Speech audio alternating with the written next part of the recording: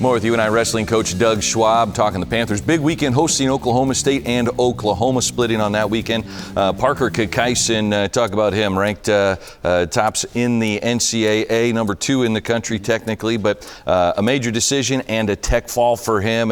Man, I tell you what, it doesn't matter who he's wrestling, he is so much fun to watch, Coach. Yeah, I mean, him and Plotted, I think that's the 5th time they've wrestled. You know, I mean, they wrestled obviously in the Big 12 finals and the NC finals, and they wrestled earlier this year in Las Vegas. And you know, score-wise, he didn't get bonus points the first match.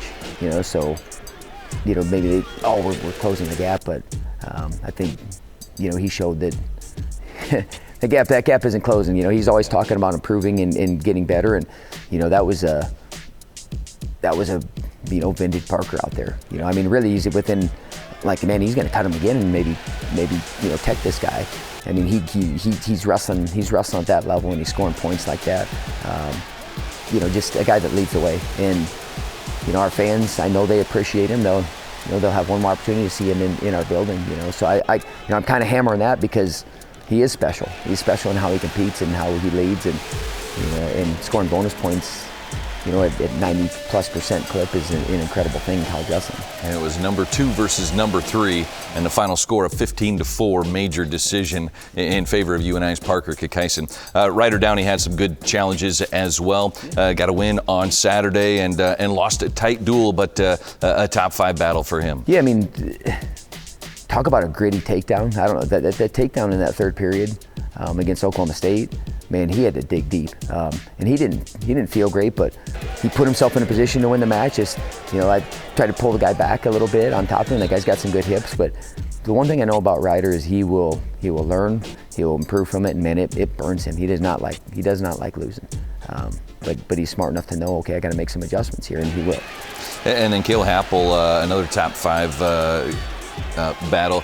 Overtime, sudden victory for him, as I tell you what, he stayed aggressive through that whole match. Yeah, head position, did a great job, and gave himself multiple opportunities. I think it was, you know, finally maybe the 4th time when he was able to break through. And I think that's a great lesson for our guys, that 1 might not be enough, 2 might not be enough. Sometimes I might have to go to the 4th time to be able to score, and you know, he stayed steady and got it. And both those guys, they've had some great scraps these last couple years, and you know, I don't think that'll be the last one. Coach, we have a story coming up now on Lance Runyon, a senior out of Southeast Polk, jumped up into the heavyweight bracket this year.